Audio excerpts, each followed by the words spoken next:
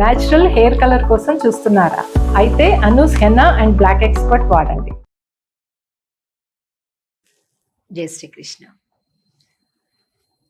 ఆండాళ్ తిరుప్పావై వ్రతంలో 5 రోజులు ముగిశాయి. ఇక 6వ రోజు 6వ పాశురం నుంచి 15వ పాశురం వరకు ఆండాళ్ తల్లి ఒక్కొక్క గోపికను, ఇంకా కొంతమంది చాలా పడుకుండిపోయారు, స్వామి దగ్గరికి వెళ్దాం రాండమ్మా రాండమ్మా అని పిలుస్తుంటే అలాగే కదలకుండా ఉండిపోయారు. మిగతా మొత్తం అందరూ కూడా కలిశారు, కానీ ఇక్కడ మాత్రం వీళ్ళు రాలేదన్నమాట. ఇంకా కొంతమంది ఒక 6వ పాశురం నుంచి ప్రారంభిస్తే 15వ పాశురం వరకు, అంటే మొత్తం 10 మంది గోపికలను నిద్ర మేలుకొలుపుతూ ఉంటుంది ఆండాళ్ తల్లి. ఒక్కొక్క గోపిక ఒక్కొక్క లక్షణం కలిగినటువంటిది. ఇందులో మనం ప్రధానంగా తెలుసుకోవాల్సిన విషయం ఏంటంటే, 10 మందిని కలుపుకొని వెళ్ళు. ఎక్కడికి? భగవంతుడి దగ్గరికి. భగవత్ కార్యములకు 10 మందిని కలుపుకో అని చెప్తుంది ఆండాళ్ తల్లి. ఇక పాశురాన్ని సేవిద్దాం. పుళ్ళుం సెలుం వినగాన్ புல் அரையன் கோயிலில் வெள்ளை விழிசெங்கின் பேரரவம் கேட்டிலையோ பிள்ளாய் எழுந்திராய்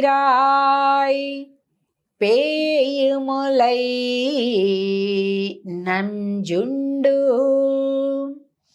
കള്ളച്ചകടം കലക്കഴിയ കാലോച്ചി വെള്ളത്തരവിൽ തുയിലമറந்த വിത്തിனை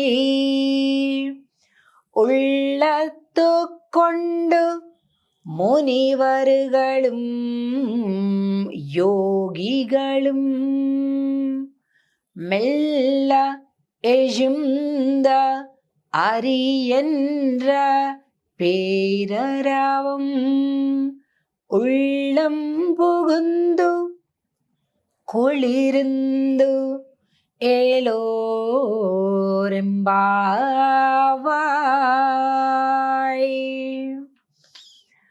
పుళ్ళుం సిలుంబినగాన్. అమ్మా, పక్షులు కూస్తున్నాయి కదా, తెల్లవారిపోయింది. మనం రాత్రిపూట ఏమనుకున్నాం? అందరం కలిపి తెల్లవారుజామునే అందరం కలిసి ఒక చోట స్వామి దగ్గరికి వెళ్దాం, వ్రతం ప్రారంభిద్దాం అనుకున్నాం. దానికోసం ముందుగా స్నానం చేయాలి. స్నానం చేయడానికి అందరం కలిపి వెళ్దాం. భగవత్ కళ్యాణ గుణములను తలచుకుంటూ స్నానం. అందరు కలిస్తే ఏమవుతుంది? భగవత్ సంబంధమైన గుణములను పాడుకోవాలి. ఊరికే ఆ ముచ్చటి ఈ ముచ్చటి పనికిరాని ముచ్చట్లు కాదు, భగవంతుడి యొక్క గుణాలను మనం పంచుకోవాలి. అలా వెళ్దాము అని అనుకున్నాం కదా, మరి మేమంతా వచ్చేసాం, నీవు రాలేదు, లోపలే ఉండిపోయావు.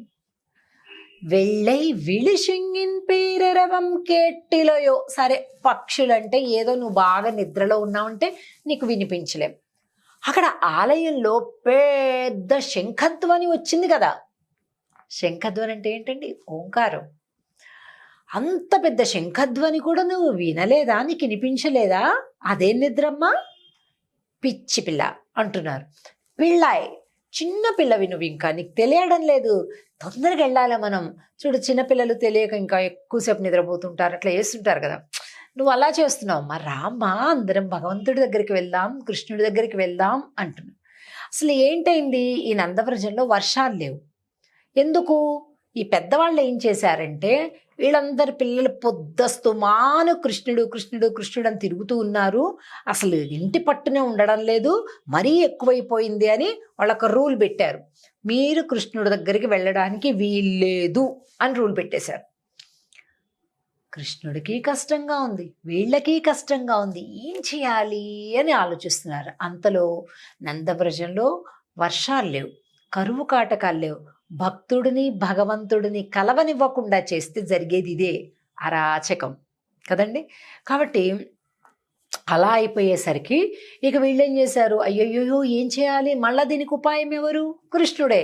కృష్ణ ఏం చేయాలి చెప్పయ్యా అంటే, కన్నె పిల్లలతోటి ఒక వ్రతాన్ని నేను చెప్తా, మీ పిల్లలతోటి అది చేపించండి, అప్పుడు మంచిగా వర్షాలు వస్తాయి అని చెప్పాట. సరే మరి మా పిల్లల్ని పొద్దున్నే పంపిస్తాము, అందరు కలిపి వెళ్ళండర్రా, కృష్ణుడు ఎలా వ్రతం చెయ్యాలో చెప్తాడు అని అన్నారు. ఇంకేంటి ఆనందం, ఆ వ్రతం ఏమిటో వర్షాలు ఏమిటో తర్వాత సంగతి, ముందు మనం కృష్ణుడిని చూస్తున్నామని వీళ్ళందరికీ సంబరం అంటే సంబరం. అలాగా అమ్మ రండి రండి రండి, ఇంకెంత మళ్ళా ఇలాంటి అవకాశం దొరకదు, మన పెద్దవాళ్ళు మనల్ని ఆపేస్తారు, స్వామిని చూడాలి, ఎన్ని రోజులైపోయింది కృష్ణుడిని చూడక అని ఒకరికొకరు ఇంకా అసలు తెల్లవారనే లేదు, ఇంకా చీకట్లుగానే ఉంది, అయినా పొలోమని చలిని లెక్క చెయ్యకుండా బయటకు వచ్చేసారు. ఆండాళ్ గోష్ఠి అంతా కూడా వీళ్ళని కలుపుకుంటున్నారు. ఈ లోపల ఉండేటటువంటి గోపికొకళ్ళు, అరే ఏమిటి ఇంతమంది వచ్చారు కానీ ఆ పిల్ల కనిపించడం లేదేంటి అని అనుకొని చూశారు. వెంటనే ఆ ఇంటి ముందుకొచ్చి ఆగి ఇలా పాడుతున్నారు ఈ 6వ పాశం. అమ్మా, తెల్లటి శంఖధ్వని వినలేదా, అర్చకులు తాళం చెవులు పట్టుకొని ఆలయాలకు వెళ్తున్నారు, చూడలేదా, నీకు ఆ శబ్దం వినిపించడం లేదా, అక్కడ ధ్వజస్తంభం పైన గంటలు మోగుతున్నాయి, వినిపించలేదా అని అన్ని గుర్తులు చెప్తున్నారు. అబ్బా ఇప్పుడే ఎంత తెల్లారింది, కాసేపు పడుకుంటాలే అన్నట్టుగా లోపల గోపికంటే, లేదు తల్లి చూడు అయ్యగారులందరూ తాళా చేతులు పట్టుకొని గుళ్ళకెళ్తున్నారు తెరవడానికి అని చెప్తుందనమాట. పిల్లరయన్ కోయిలిల్ వెள்ளై విళిసింగిన్ పేరరవం కేటిలయ పిళ్ళాయ్ ఎజుందిరాయ్ పేయి ములై నంజుండు. అబ్బా లేస్తా, ఏంటి తర్వాత అంటే, అయ్యయ్యో పేయిములై నంజుండు కళ్ళచ్చగడం కల కழிయక్కాలోచి వెళ్ళత్తరవిల్ తుయిల మరంద విత్తినై. స్వామి పూతన సంహారం చేశాడు కదా, ఆ ఘట్టం పాడుకుందాం రా.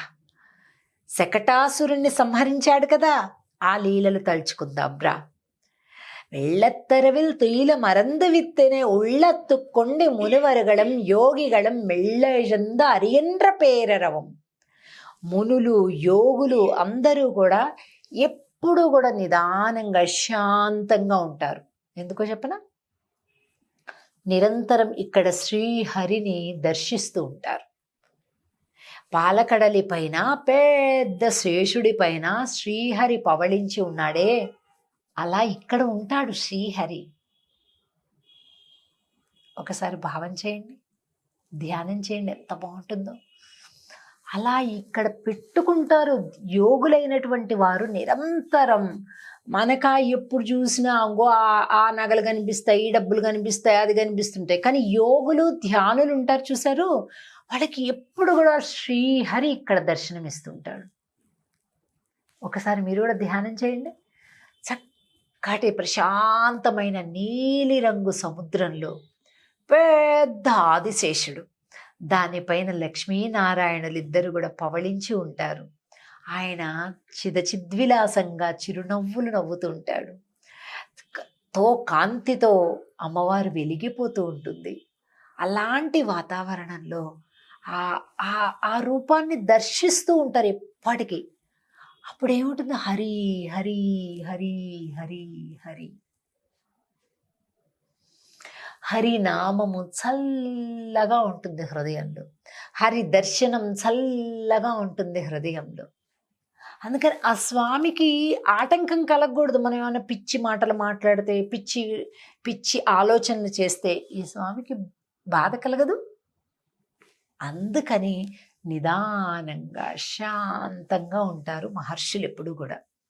అమ్మా, ఆ స్వామిని మనం కూడా అలాగే శ్రీహరిని మనస్సులో ధ్యానం చేస్తూ హరి హరి హరి అని స్వామి కీర్తనలు పాడుదాం.